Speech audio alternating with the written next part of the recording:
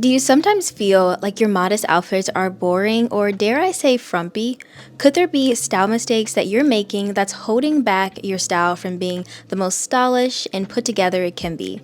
Today, I'm sharing with you 3 modest fashion mistakes that I know I've made that since then, identifying them and correcting them, I feel like it's really improved my personal style and also just my confidence when it comes to dressing modestly. So let's dive into mistake number 1. Mistake number 1 is ignoring your proportions. You can either have an outfit that's oversized everything, and this would be a very frumpy look because you kind of can get lost in all the fabric, or you can have something that's covered but it's fitted all the way through, and this could be boring and not as flattering as you think.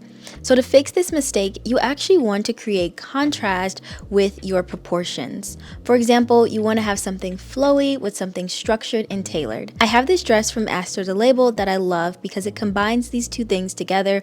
It has this beautiful flowy skirt, but then it has a structured fit with the vest on the top, and I love the cinch at the waist. This dress definitely keeps in mind my proportions to create visual harmony. Another way that you can balance your proportions is by accentuating your waist. You can do this by adding a belt, especially if you like to wear more flowy and loose fitting pieces, or even just tuck in your top to your pants or skirt. Mistake number 2 is outdated layering. Now, I was a little nervous about putting this in today's video because there is proof of me doing this on my channel, and though I don't think that the mistake is bad in itself, I do think that the alternative just looks a lot more stylish. Let me give you an example. I have this dress that I love to wear in the spring, but it is more low cut, and I could easily wear like a white or brown modesty panel, but I do think that wearing a modesty panel that's a similar color of the dress just looks a lot more stylish. It makes it look like my layering wasn't just an afterthought, but actually an intentional style statement. You can do this with any low cut dress or top that you have, going for a more tonal look, or if you want more coverage, like with a cardigan or a duster, going for one that's a similar color of the dress or top that you're wearing. This will create a more tonal outfit, and again, that layering doesn't just look like you threw it on because you had to, but it looks intentional and stylish. Another way that your layering could look outdated is if it's bulky, so make sure you're opting for sleek base layers such as half tees so you don't have to worry about them tucking in, or even just a nice sleek bodysuit if you're going to throw something over it. Mistake number 3 is ignoring the potential in immodest pieces. I always had a one-track mind when I was shopping for modest clothes. If it wasn't marketed as modest or the model wasn't wearing it as such, I didn't think it would work in my closet. But we want to be creative and see the potential in modest pieces.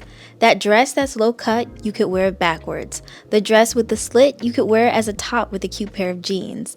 That mesh top, you could use as a layering piece underneath a tube top or a t-shirt. You want to see the potential in those immodest pieces, and don't let the way it's marketed or it's worn on a model hold you back from styling it in your own modest wardrobe. And this isn't just for things that you purchase, it could be things in your closet. Sometimes on our modesty journeys, we feel like we have to just completely overhaul our entire wardrobe, and in some cases we have to.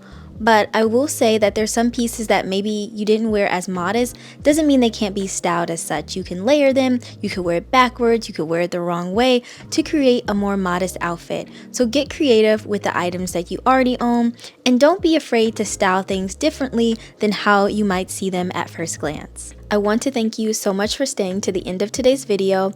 I'd love to know in the comments if you resonated with any of these modest fashion mistakes, or are there any others that you've since then corrected? I'd love to hear about them. If you want more modesty tips, I recommend downloading my Modest Style Guide. It goes into tips on how to dress modestly modern, along with my essentials and favorite places with exclusive discounts to shop modestly. I want to thank you so much for your support, and I can't wait to see you in the next video. Bye!